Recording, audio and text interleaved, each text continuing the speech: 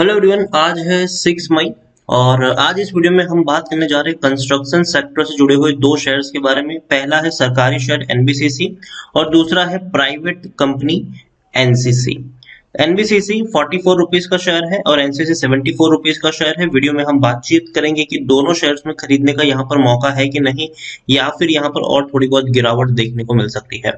तो वीडियो को शुरू करूं उससे पहले अगर आपने अभी तक चैनल को सब्सक्राइब नहीं किया है तो प्लीज अभी इसे सब्सक्राइब कर लीजिए, क्योंकि आगे भी बहुत सारे वीडियोस हैं जो आपको काफी ज्यादा हेल्प करेंगे। उसके साथ साथ अगर आपने अभी तक मेरी टेलीग्राम चैनल को ज्वाइन नहीं किया है तो उसको भी ज्वाइन करना मत भूलिएगा, लिंक आपको डिस्क्रिप्शन में मिल जाएगा। तो शुरुआत करते हैं हम एनबीसीसी के साथ। 44 रुपीज का ये शेयर है। पिछले एक महीने में अगर हम देखें तो एक महीने में इसके शेयर्स में जहां पे था वहीं पर आ चुका है, लेकिन देखिए 46 47 से टूटकर 39 पर आया था ये शेयर। उसके बाद देखिए लगातार ऊपर की तरफ जा रहा है। ये एक अच्छा संकेत है कि भले ही कोरोना के केसेस बढ़ रहे हैं। भैया हम अगर पिछले 24 घंटे की मैं बात करूं तो 4 लाख से ज्यादा नए कोरोना के मामले सामने आए हैं। जगह जगह पर लॉकडाउन लगना शुरू हो चुका है। केरल में भी अब लॉकडाउन लग रहे हैं। तो ऐसे में भी शेयर्स आपको तेजी दिखा रहे हैं।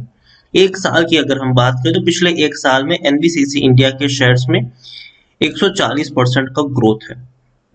अब देखिए 16 रुपए का शेयर था, तेजी बनी थी, ठीक है, फिर गिरावट आई, फिर तेजी बनी, बाद में लंबे समय तक शेयर नीचे की तरफ रहा, फिर तेजी बनी, फिर गिरावट आई, फिर इतनी बड़ी रैली आई कि फिर लोगों लगे ये भैया आई अब तो ये हाथ से निकल गया, लेकिन दोबारा गिरावट बनी और अब दोबारा तेजी की तरफ ये जाने की कोशिश कर रहा है। 52 रुपीज तक का हाई इसने बनाया था।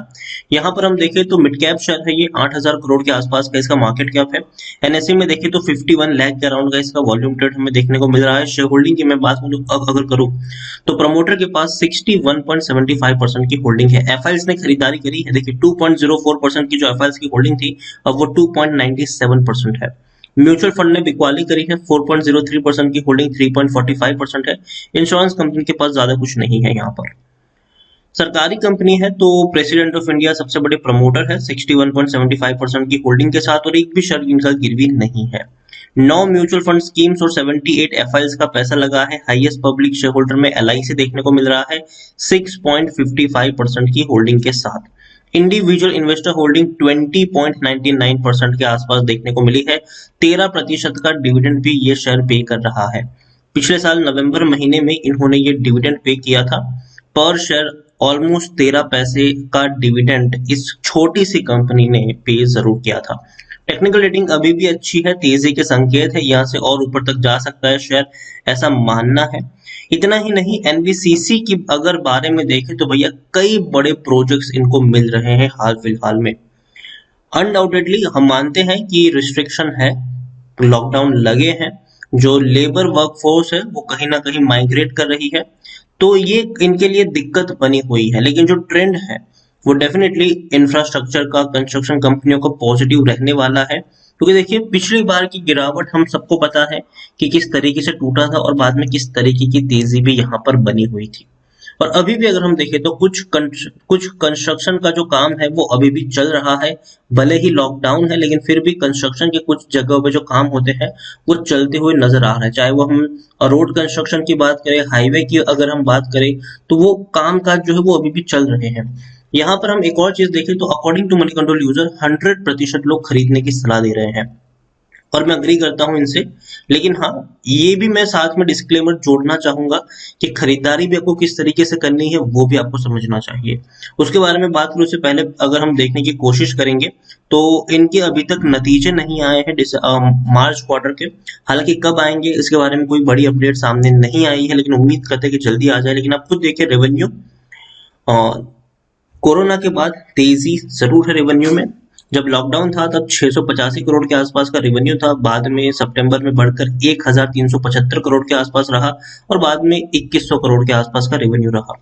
प्रॉफिट्स की भी अगर हम बात करने जाए तो प्रॉफिट्स भी आप देखिए भाई साहब बड़े प्रॉफिट्स है, 10 करोड़, 45 करोड़, 95 करोड़ प्रॉफिट इंक्रीज है, बढ़िया ग्रोथ आया है प्रॉफिट में और ये अच्छी बात है, बेहतर चीज है।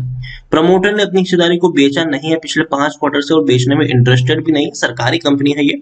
और अभी एक और रिपोर्ट थी कि भैया सरकार अभी हाल फिलहाल में बहुत सारी कंपनियों को प्राइवेटाइज कर रही है। एनबीसीसी उस लिस्ट में है कि नहीं वो तो कोई नहीं जानता, होगा या नहीं वो भी किसी को पता नहीं है, लेकिन इतना जरूर है कि अगर लिस्ट में होगा भी तो भी तेजी आएगी, नहीं भी होगा तो भी तेजी बनने वाली है यहाँ पर। ओवरऑल एनबीसीसी के बारे में मैं इतना कहूंगा कि देखिए कोरोना के केसेस जो है वो बढ़ रहे हैं और उस चीज को हमें ध्यान में रखना चाहिए। लॉकडाउन जो है, जो जो लोग पहले मना करते थे लगाने के लिए, आज वो लोग भी लॉकडाउन लगा रहे हैं। लेकिन लॉकडाउन जब लगेगा तो वो एक शॉर्ट टर्म का इवेंट होगा। अब मान के चलिए कि 1 हफ्ता 2 हफ्ता 15 दिन का वो लॉकडाउन होगा, और धीरे धीरे जैसे जैसे वैक्सीनेशन का काम बड़े ड्राइव पर शुरू किया जाएगा, वैसे वैसे हम उम्मीद करके चल सकते हैं कि लॉकडाउन का भी कामकाज जो है वो धीरे धीरे खत्म होता जाएगा। तो मेरे हिसाब से एनबीसीसी में आपको टुकड़ों में खरीदारी करनी चाहिए। देखिए यहाँ से गिरावट आएगी कि नहीं वो तो किसी को नहीं पता है, ठीक है। अब देखिए एक बड़ी गिरावट ऑलरेडी दिखा चुका है ये, लेकिन अब तेजी की शुरुआत भी कर रहा है ये, हमें ये यहाँ पर भूलना नहीं चाहिए। तो यहाँ से मैं कहूंगा कि अगर आपको 1000 शेयर खरीदने हैं तो आप 200 शेयर खरीद सकते हैं यहाँ पर, ठीक है। और बाद में आपको वेट करना चाहिए, ₹2 शेयर गिरता है इस लेवल से तो और 250-300 शेयर खरीद लीजिए, फिर वेट करिए। ₹2 और ये शेयर गिरता है तो फिर 200 क्वांटिटी ऐड कर लीजिए, फिर वेट करिए। इस तरीके से आप यहाँ पर प्ले कर सकते हैं, और कम से कम आप इसमें 1 साल का प्लान लेके चलिए। एनबीसीसी नीचे की तरफ मुझे लगता है कि अगर हालत खराब हुई तो शायद ₹40 तक जा सकता है, अगर हालत खराब नहीं हुई तो यहाँ से भी रिकवर कर जाएगा ये।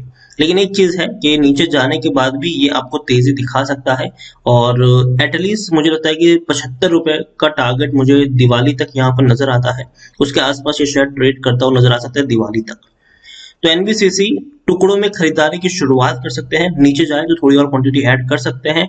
एक चीज मैं यहाँ पर जरूर कहना चाहूंगा, किसी एक प्राइस पर बहुत सारे शेयर्स मत खरीदना, क्योंकि अगर गिरावट आ गई तो फिर आप फंस जाओगे। क्योंकि देखिए हालत यहाँ से कितनी वर्स हो सकती है, कितनी बेहतर हो सकती है, ये ना आप जानते है ना कोई और जानता है यहाँ पर, ठीक है। तो इसीलिए मैं आपको ये कहना चाहूंगा कि टुकड़ों में ही खरीदारी करो अभी के वक्त में। लॉन्ग टर्म में तेजी जरूर बनने वाली है, इसमें कोई शक नहीं है, लेकिन यहां से नीचे जाएगा कि नहीं ये किसी को नहीं पता है। दूसरा शेयर है एनसीसी। ये भी शेयर मुझे पसंद है, राकेश झुनझुनवाला जी का मनपसंद शेयर है ये। इसमें राकेश झुनझुनवाला जी की तकरीबन 11 से 12% की बड़ी हिस्सेदारी है। ₹74 का ये शेयर है। एक महीने में अगर हम देखें तो एक महीने में 5.5% की गिरावट आई, लेकिन अब देखिए पिछले एक महीने से ये शेयर 75 मतलब 25 दिन की अगर मैं बात करूं तो 75 और ₹76 के आसपास ही ट्रेड कर रहा है। 73-76 के आसपास ट्रेड कर रहा है। थोड़ी सी तेजी गिरावट, तेजी मतलब खुद को काफी स्ट्रांग होल्ड करने की कोशिश इसकी जारी है। ज्यादा बड़ी गिरावट इसने नहीं दिखाई है पिछले 20-25 दिनों में। हालांकि ₹80 पे था, एक झटके में टूटा, लेकिन उसके बाद आप देखिए तो कोई ज्यादा बड़ी गिरावट यहाँ पर नहीं आई। चाहे कोरोना के केसेस कितने भी बढ़ गए हो, लेकिन फिर भी इसने खुद को स्ट्रांग होल्ड करके रखा हुआ है। एक साल में अगर आप देखें एनसीसी में तो 216% का ग्रोथ है। 99-100 तक पहुंचा था शेयर, उसके बाद लगातार नीचे की तरफ गया है, लेकिन अब खुद को एक स्ट्रांग होल्ड करने की कोशिश कर रहा है, और ये एक अच्छा संकेत मैं मानता हूँ इसको। ₹20 तक शेयर ट्रेड कर रहा था पिछले साल जब कोरोना आया था, तब इससे भी नीचे गया था ये। बाद में बढ़िया तेजी आई है, एक झटके में रैली हमें देखने को मिली है। और अगर आप मेरे चैनल को रेगुलर फॉलो करते हो तो ये वो लेवल है जहां पर मैंने लगातार एनसीसी के ऊपर वीडियोस बनाए थे, और मैंने कहा था कि 1-2 साल का वक्त दीजिए, बाद में आप कहेंगे कि भैया बढ़िया रिटर्न यहाँ पर मिला है, और वो आप यहाँ पर देख भी सकते हैं। और लेकिन हाँ, जब शेयर 80-85 के ऊपर निकला था तब मैंने कहा था कि चाहे तो प्रॉफिट बुकिंग ले सकते हैं यहाँ पर, क्योंकि गिरावट आ सकती है, क्योंकि जो सिचुएशन है वो शायद थोड़ी सी और खराब हो सकती है, क्योंकि ऑलरेडी शेयर बहुत ज्यादा बढ़ चुका है। अब इसने खुद को ₹75 के आसपास बढ़िया होल्ड करके रखा है, एक स्ट्रॉन्ग सपोर्ट बना के रखा है, तो ये एक अच्छी बात है। यहाँ पर स्मॉल कैप शेयर है ये, 4,500 करोड़ के आसपास का मार्केट कैप है। एनएससी में देखें तो 10 लाख के आसपास का ही वॉल्यूम ट्रेड, ज्यादा बड़ी खरीदारी नहीं हो रही, लेकिन यहाँ पर एफआईएस और म्यूचुअल फंड ने बड़ी खरीदारी करी है। प्रमोटर के पास 19.68% की होल्डिंग है, 13.12% की होल्डिंग एफआईएस और 12.05% की होल्डिंग म्यूचुअल फंड। और इतना ही नहीं, राकेश झुनझुनवाला जी की जो वाइफ है रेखा झुनझुनवाला, उनके पास 10.94% की होल्डिंग देखने को मिल रही है। तो भैया बड़ी क्वांटिटी में इन्वेस्ट आप कह सकते हो कि राकेश झुनझुनवाला जी का है यहाँ पर, और इंडिविजुअल इन्वेस्टर होल्डिंग भी 45.30% के आसपास है। डिविडेंड पेइंग शेयर तो ये भी है, 10% का डिविडेंड पे कर रहा है, मतलब पर शेयर 20 पैसा आपको डिविडेंड के तौर पर यहाँ पर मिल रहा है। एनसीसी के बारे में इतना ही कहूंगा कि ये भी वो कंपनी है जो प्रॉफिट में है, अच्छा प्रॉफिट कमाया है। 70 करोड़ का प्रॉफिट था पिछले क्वार्टर में, दिसंबर में। अब मार्च में कैसे रिजल्ट्स आएंगे ये तो आने वाला वक्त ही बताएगा, लेकिन उम्मीद करते हैं कि अच्छे रिजल्ट्स आए। और दोनों ही शेयर्स में मैं कहूंगा कि टुकड़ों में ही खरीदारी करो। सिचुएशन थोड़ी सी खराब हो सकती है, लेकिन हर गिरावट में खरीदारी के मौके मिलने वाले हैं अगर आप लॉन्ग टर्म के लिए यहाँ पर निवेशित है। क्योंकि देखिए, जो प्रोजेक्ट इनके इस कोरोना काल में थोड़े से डीले होंगे या अटके होंगे, याद रखिए उतनी ही तेजी से जैसे सिचुएशन सामान्य होगी उसको कंप्लीट किया जाएगा। और अभी जिस तरीके से कोरोना की सिचुएशन बनी हुई है, सरकार भी कंस्ट्रक्शन के ऊपर काम कर रही है कि भैया जल्द से जल्द इसके ऊपर फोकस किया जाए, और ये सारी चीजें आपको देखने को मिलेगी। तो ओवरऑल मैं इतना ही कहूंगा कि एनबीसीसी के बारे में हो या फिर एनसीसी के बारे में हो, दोनों ही शेयर्स में आप टुकड़ों में खरीदारी करने की शुरुआत कर सकते हैं। और किसी एक प्राइस पे बहुत सारे शेयर्स मत खरीदना, वरना फंस जाओगे गिरावट में। धीरे धीरे ऐड करोगे तो फायदे में रहोगे। तो वीडियो को यहीं पे एंड करूंगा। पसंद आया हो तो लाइक करो, शेयर करो। चैनल वगैरह पहली बार है तो प्लीज सब्सक्राइब करें। और एनबीसीसी और एनसीसी दोनों के बारे में क्या सोच रहे हैं वो भी आप मुझे कमेंट में बता सकते हैं। Thank you.